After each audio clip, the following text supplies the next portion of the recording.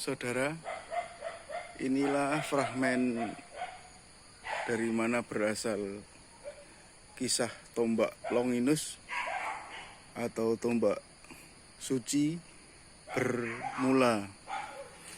Di fragmen ini menggambarkan peristiwa penyaliban Yesus.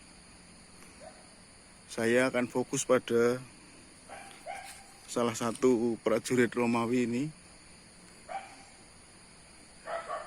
Diperkirakan ini atau yang sebelah kanan adalah Longinus yang memegang tombak. Nanti tombaknya itu akan dipergunakan untuk menusuk lambung Yesus yang sudah tergantung di salib. Di Longinus. Bisa saja yang sebelah sini atau yang di sebelah kanan, karena ada dua tentara Romawi dalam adegan ini. Fragmen ini saya ambil di Sendang Jatiningsih.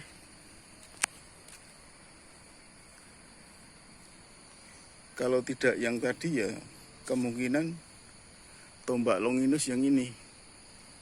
Cuma bentuknya agak berbeda. Kalau tombak Longinus yang asli itu mata tombaknya memanjang. Kalau itu lebih ke segitiga seperti jantung pisang. Jadi mata tombaknya sekitar 40-an sentimeter. Ini. Saudara-saudara, ini tombak Longinus yang sudah saya gambar. Nih, panjangnya kalau menurut catatan itu sekitar 50 cm. Tapi ini enggak panjang, maka saya bandingkan dengan tombak Jawa yang saya punya. Ini panjangnya kira-kira mata tombak Longinus itu seperti ini. Jadi tombak Longinus itu ada beberapa nama. Tombak takdir, tombak suci, tombak Longinus, dan beberapa nama yang lain. Di internet sudah banyak artikel yang mengabarkan tentang tombak ini. Di panjangnya sekitar 50 cm. Kalau ini tombak Jawa, ini pakai pamor. Kalau yang ini aslinya tidak pakai pamor, karena pamor itu dikenal atau lebih digemari orang-orang dari Asia seperti Cina, Jepang, Indonesia, Thailand, dan terutama berkembang di Jawa untuk hiasan senjata mereka. Di sini di bagian ini pernah patah menjadi jadi 3 patahan, 1, 2, 3. Terus yang ini oleh seorang kaisar yang mengoleksi, ini dibungkus. Kaisar Carolus IV dari Jerman, itu dibungkus pakai emas, dan di dalamnya ditulisi menggunakan bahasa Latin, Lancea et clavus Domini, atau dalam terjemahnya dalam bahasa Indonesia, tombak dan paku Tuhan. Saudara-saudara, ini saya membacakan artikel yang sudah publish beberapa waktu di internet. Ini yang ada di Kaskus. Jadi tombak yang digunakan untuk menusuk lambung Yesus untuk memastikan kematian Yesus di salib. Jadi tombak ini meskipun sudah patah, itu seolah-olah menjadi legenda, menjadi rebutan para pemimpin Eropa kala itu. Salah satunya Alexander Agung, terus Napoleon, bahkan sampai Hitler menguasai tombak itu. Konon dipercaya kalau yang menguasai tombak ini tombak ini akan mendapatkan kemenangan seperti tradisi yang berkembang di Jerman. Karl Magne itu sampai memenangkan 47 kali peperangan berkat menguasai tombak ini.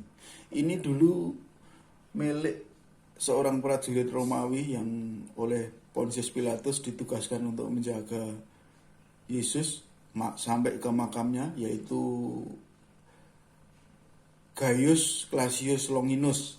Makanya tombaknya namanya Longinus. Ini di Alkitab tidak tertulis nama itu. Jadi bahkan tombak ini diyakini terlibat dalam Perang Dunia Kedua, yaitu ketika Jenderal George Patton, Patton, maaf saya tidak begitu lihai untuk menyebut nama-nama asing, itu menguasai tombak tersebut. Ini tombaknya seperti ini. Ini ada emasnya, terus ada tulisan tadi yang sudah saya sebutkan, tombak dan paku Tuhan.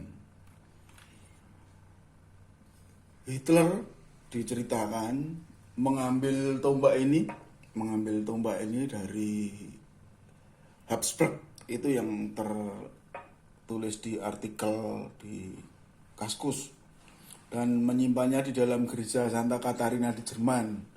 Tetapi pada tahun 45, tanggal 30 April pukul 14.10, tombak tersebut diambil oleh Letnan Walter William Horn dari Amerika. Yang ini kenapa ini sampai jamnya disebutkan, di artikel itu disebutkan bahwa 80 menit setelah tombak itu diambil oleh William Horn, itu Adolf Hitler ditemukan bunuh diri di persembunyiannya. Nah ini, kemudian Jenderal George Patton yang ketika itu menjadi komandan perang agak gusar karena Jenderal Eisenhower ingin mengembalikan tombak suci tersebut kepada pemiliknya di Wina. Oleh sebab itu Jenderal Patton kemudian memerintahkan orang-orang Amerika untuk membuat tiruannya. Nah, setelah dikembalikan, jadi tombak ini ada beberapa versi. Jadi kalau orang Jawa bilang sudah beberapa kali diputrani, cukup banyak. Kembali ke Gaius Cassius Longinus, tentara Romawi yang ditugaskan menjaga di Bukit Golgota saat Yesus disalibkan. Itu pernah menggunakan senjata ini untuk perang maupun untuk membunuh. Jadi sebelum ditugaskan itu Gaius Longinus adalah tentara Romawi yang ditugaskan untuk berperang. Jadi sebelum untuk menombak lambung Yesus, tombak ini pernah juga digunakan untuk membunuh orang tentara musuh.